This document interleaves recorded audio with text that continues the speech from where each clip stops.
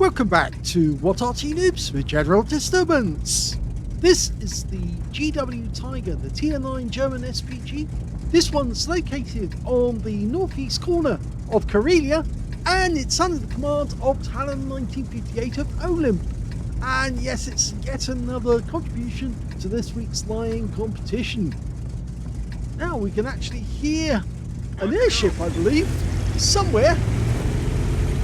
Maybe it's those ones who've just passed over. Anyway, let's see. He's got the top gun. There's no muzzle brake at the end of the howitzer, so we know that he's got the 21 centimeter, and he's capable of doing 900 alpha, 53 millimeters of pen, 11.4 meters on the blast radius, between 12.5 and 31 seconds of stun. We've just seen a TASAC from the enemy team, and he's met our TASAC, and his TASAC gets killed by our Griller, the enemy Griller 15. So unfortunately we're one down already, but it just goes to show that a TASAC working with his own tank destroyer can actually be quite devastating. Okay, well, we're looking at the South Pass, IS-7 moving up. We're loaded. He's trying to line up the shot. Fires the round in. It's a direct hit with his first shot.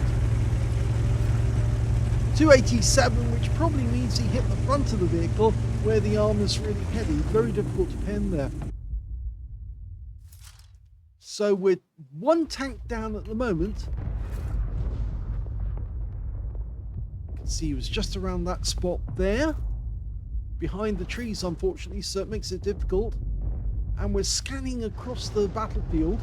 Okay, we've got an Object 752 over in the northwest corner, and he's being spotted by an Object 452K. Rounds out. Direct hit again. There's two Arty on either team, and it looks like the other Arty in our team is also firing in that direction. The other Arty being a Batchat 155-55, and the enemy team, well, instead of the GW Tiger, they've got an M53 M55. Okay, for a brief moment we saw a Heshbarn, the FP4005, and now we're looking at the units 15-16 closer to the centre of the map. Okay, I think he's going to lob a shell in there because that guy isn't going to be moving too far away from that spot without getting seen. Now, because this is the NA server, he does have to change, or he needs to change position, because if he doesn't, he stands a good chance of being counter-battery. Arty players on this server really do tend to try and counter-battery their enemy team. And he's got a good firing position. Okay, we seem to be doing quite well on the South Pass. Got a Gonka pizza. Trying to line him up, but he's moving about very erratically. And now we can see a Conway. I would have said the Conway would have been a better target, but he didn't actually see it until after he fired. So missed out on the opportunity there, but I don't think he needs to worry too much. Oh, two enemy tanks together there. And the Batchat 25 ton just took a big hit. He's down to just 645 hit points. No, I think they're probably going to poke again, even though they did get hit the last spot. Rounds out. Unfortunately hit the rock face that time. And one of the guys who actually did fire at the Batchat just got taken out by the units 15-16, who's right in the centre. As we said, he's probably not moving very far from that position, but he probably saw where the CC-1 was spotted and took a shot at him. Okay, that Griller that took out our TASAC earlier in the game. Oh! And that was pretty final, that one. That was the Batchat 25 ton on our team, shooting from the horseshoe and getting a direct hit. Now the enemy is still moving in this corridor, and the Batchat 25 ton is now one shot. The Heshbarn's over behind that rock. We might be able to get a shot on the Batchat, but he's very short on hit points now, so a near miss will be enough to take him out. But unfortunately on that occasion we weren't close enough. It looks like as well the enemy Arty has been dealt with. Our Object 268 version 5 got him.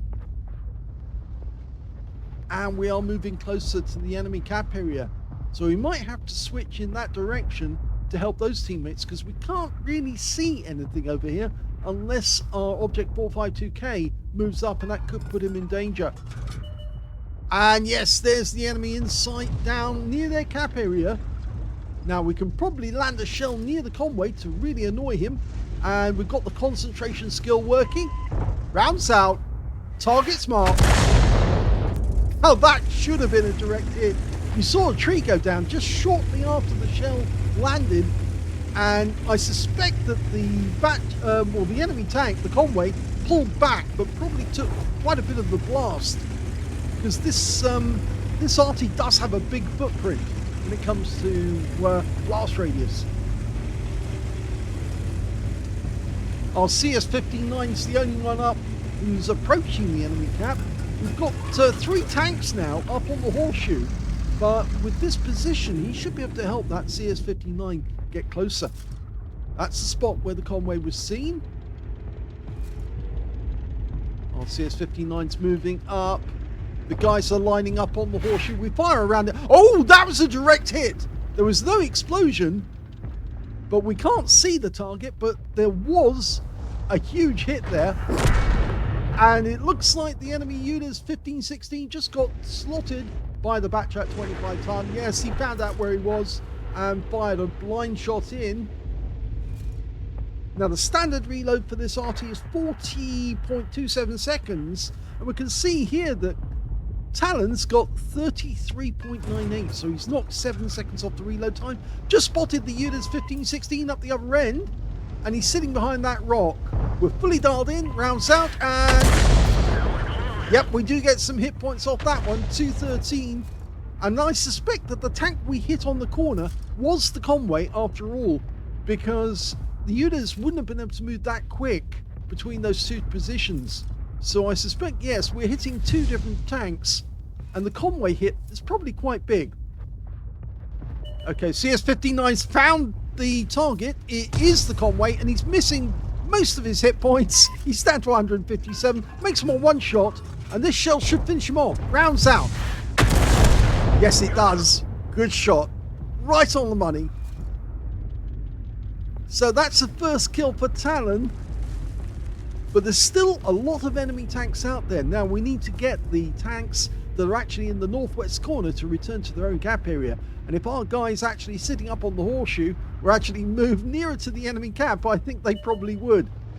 In fact, now we've got the units 1516 trying to hunt our CS-59, and unfortunately he has caught him out.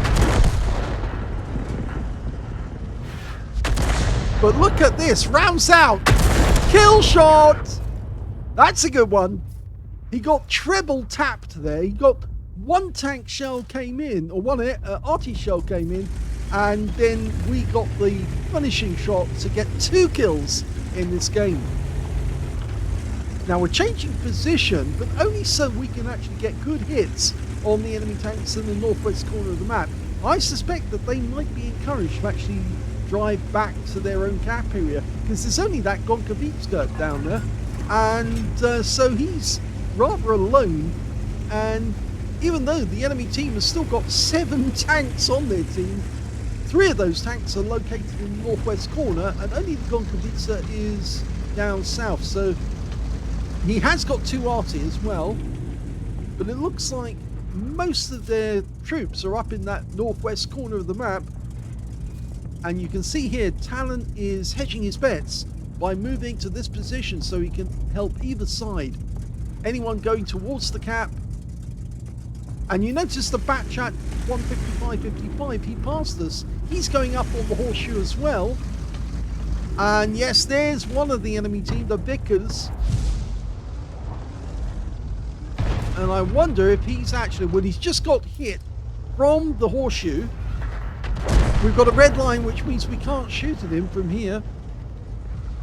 We've got no shot. So we need to change position to get shots on him. He has been killed. But there's the Heshpan. He's now moving. He's coming towards our cap. He's gone. Now the enemy is hemorrhaging tanks. They've still got one Arty, but 2 of their tanks were up in the northwest corner and 1 back at their cap, which leaves 1 that hasn't been located, and that's the TL7. We don't know where the TL7 is. So now might be the moment for us to get closer to our own cap so we can get the right angle on that TL7 once it gets spotted. We can definitely hit the Gonkovica if he's in the same spot, but I don't think he's there. They do appear to be setting up defensive positions around their cap, and I also suspect the Batchat, who've got very little in the way of hit points, and the Standard B of course, have probably gone back to their own cap area and are now waiting somewhere on the 1 line, or the 1 column, probably around H1 or J1, waiting for anybody coming from that direction. Heshbarn's decided to go over into that corner, which is brave of him because of course he's got a very long reload with a very weak turret. He may have a very big gun, but there's the Gonkovica. He is still in that position, and we can land a shell near him, but not close enough. We just lost our convoy. Rounds out. It's the rock base, I'm afraid. I can't believe that these guys are still sitting around or near the horseshoe and are not moving closer towards the enemy. Numbers are still even, but we've got 2 Arty and they've only got 1. So said many times before, Arty can be a force multiplier, but if they've got no tanks to look ahead of them, they've got very bad view range. They're like Mr. Magoo. They have very short glasses, short range glasses. Oh, and the Standard B's just been spotted, and there he is. He's on the move, but he's backing up towards that drop. Take a shot. Rounds out. Yes, he gets 309. Are we going to get stun assist? There's their Arty on the move. Just got splashed a little bit by our Batchat 155-55. The Heshbarn's nearby. The Batchat's moving in. We're 1 tank down on the enemy at the moment. The Standard B's gone down into the dip. And he's been spotted. He's trying to come out the other side. We're almost loaded. We can put a shell in there. In fact, our Batchat does. We're trying to line him up. Rounds out. Unfortunately, it arrives just a second too late. But he does get wiped out by the Heshbarn. And that means the Heshbarn's now in reload. And here comes the Batchat. And he is taking fire on the Batchat 25 ton, and he goes down. Unfortunately, TL7's just turned up on the horseshoe, and he's taken out our Batchat. Now I hope he's not coming towards us. I don't think he's going to see us, but he might know we're here. If the enemy tells him, if his teammates tell him that, yes, there's an Arty down in the passage. In fact, the Batchat on the enemy team's just been spotted as well, so we'll go for him, because if we can take him out, that'll make a difference. Wait for him to slow down. He stopped. Rounds out. Yes! Splash kill! That was worth it. Even if we get killed now by the TL7, we've actually taken out one of their key players. There's only 2 tanks left on their team, and now they're at disadvantage because we're at their cap area. And the Gonkovica's just turned up again. We're not loaded. He turned to face the TL7, but I think the TL7 is actually on the move. He's probably headed back to his own cap. And we're... Oh, he's not. He's behind us. And we do go down. But it looks to me like we've given our teammates a chance to win this. Even though it's in the last minute of the game, both players are getting into the cap. They can cap out in time. But the TL7 is going to hope and get either a reset, so he gets a draw. But if he gets too close to the cap, he could end up getting fried by the Heshbarn or the Batchat. So we can't actually see what's going on. Oh, we can now. Good. So Talon's given us the chance to watch the final end game, and we'll see if the TL7 gets close enough. Getting very close now. Last few seconds. Wait for it. He's left it too late, and we've won the game in the last seconds of the match.